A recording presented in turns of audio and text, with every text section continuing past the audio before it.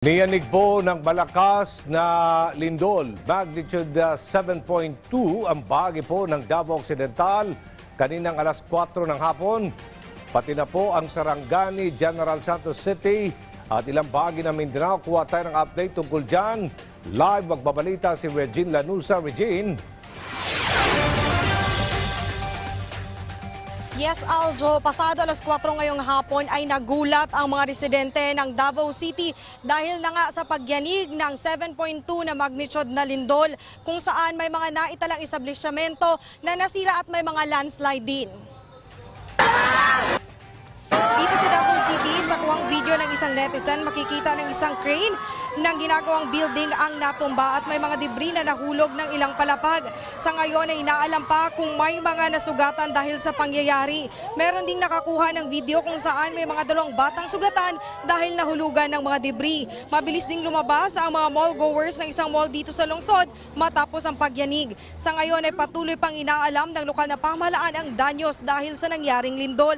Samantala may mga nangyaring landslide din sa kalsada sa Sarangani kaya may mga motorista ding hindi makadaan. Meron ding tulay na nakitaan ng crack matapos ang pagyanig. Sa Jansan ay nagulat din ang mga residente sa nangyaring pagyanig kung saan sa isang mall ay nagsigawan ng mga mall goers dahil may mga debris na nahulog. Makikita naman sa video na nag-duck cover and hold ang mga tao upang maproteksyonahan ang kanilang sarili sa mga nahuhulog na debris. Patuloy din na inaalam ang iba pang sira sa nasabing lungsod. Sa ipinalabas na report ng PHIVOLCS na pag-alaman na 7.2 ang magnitude na lindol na nangyari at ang epicenter ay nasa Glan, Sarangani, Davao Occidental. Nakaranas naman ng intensity 8 ang mga lugar sa Glan, Sarangani, General Santos City at South Cotabato. Intensity 5 naman ang naranasan ng Matanao, Davao del Sur, Maasim, Malapatan, Sarangani, Lake Cebu, Tampakan, Pulumulok, Banga at ilang bahagi ng South Cotabato.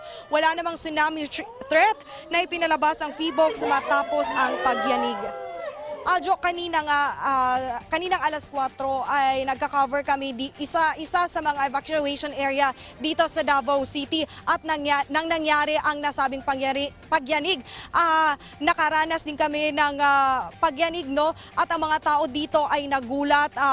Kaya naman nagsigawan pero wala namang nangyaring kaguluhan dahil sa nangyaring lindol. Aljo? Regine, linawid ko lang yung crane na nahulog doon sa itinatayong building sa Davao City ba yun o sa parte ng Sarangani?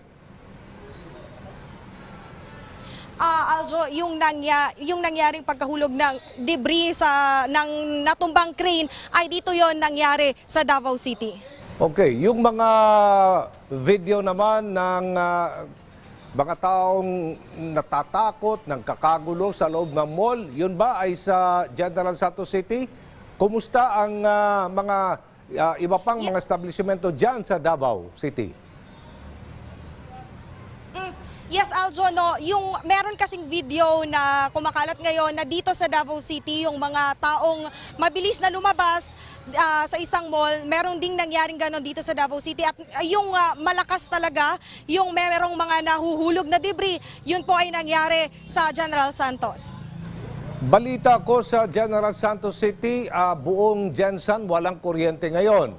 Diyan sa Davao, meron bang linya ng komunikasyon? Okay ba? Pati na ang kuryente dyan?